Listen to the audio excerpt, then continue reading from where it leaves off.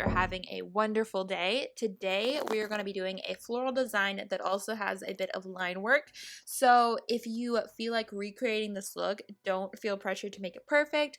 Don't feel like you have to do all of it. If you just want to do one part of this design, that is perfectly fine. Trust me, I've done this design numerous times and it does take a bit of patience. This is actually a recreation of a design that I did numerous years ago, so I'll try to find the original blog post and link it down below.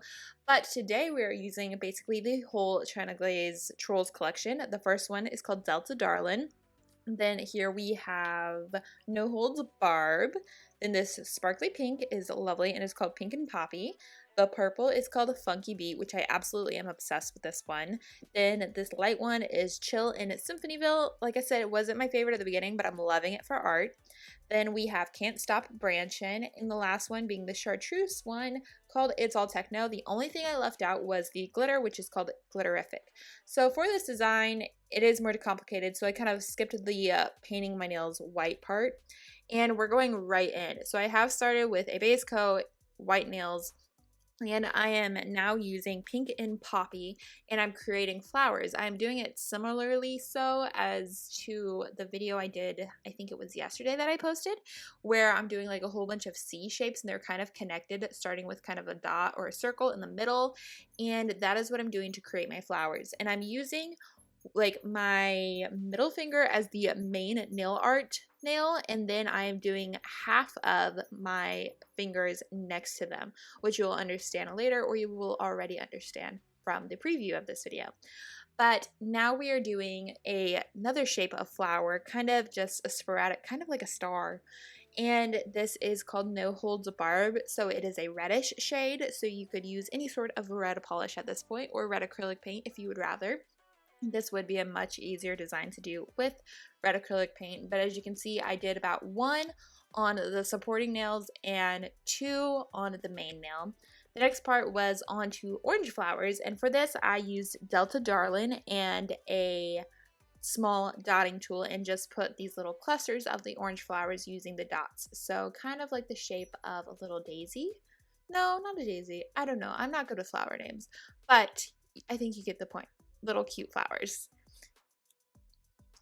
Then after I filled those in on both nails, as you can see, the shape is kind of coming together on the supporting nails is what I'm calling them.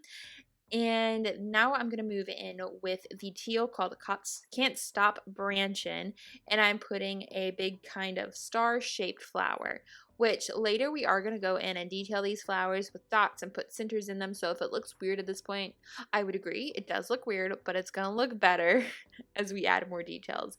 So I only put 1 of the big flowers on the main nail, and then I kind of have them hanging off the edge on that one as well, and on the supporting nails. I feel like that brings it all together and it starts to create the nice like V shape that we've got going on. Then after that, we're going to go in with a light blue and put in some little light blue dots. So this one was called Chill in Symphonville, and we're kind of just filling in the white space at this point because we want it to look very full.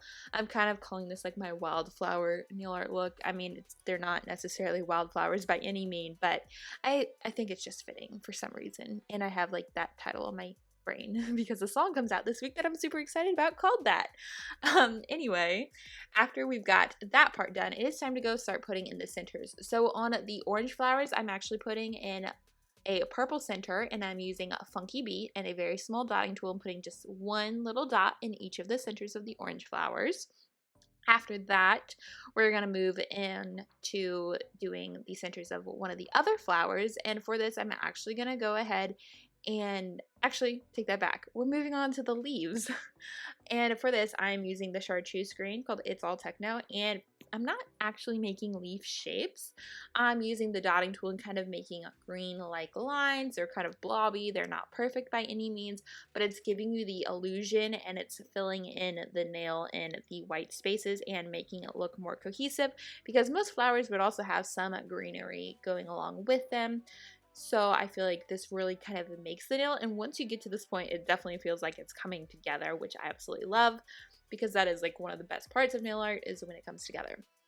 After that is when we're gonna go in and start putting in more little details. So let's finish this up and move on to that point.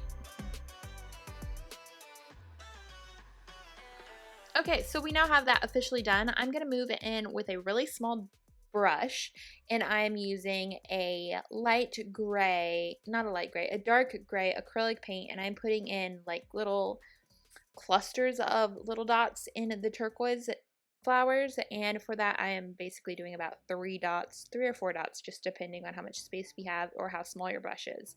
And then here comes the time lapse part. So this is the part that you could totally skip out on because it is a bit time consuming and challenging, but I basically put in a whole bunch of kind of lines and squares and shapes just to kind of make it look like a maze that you would do like in a book or some sort. And then I decided to go ahead and take that same gray into the main nail and put little leaves. This part you could totally skip out on if you wanted, but I felt like it really added to this overall design and brought everything together.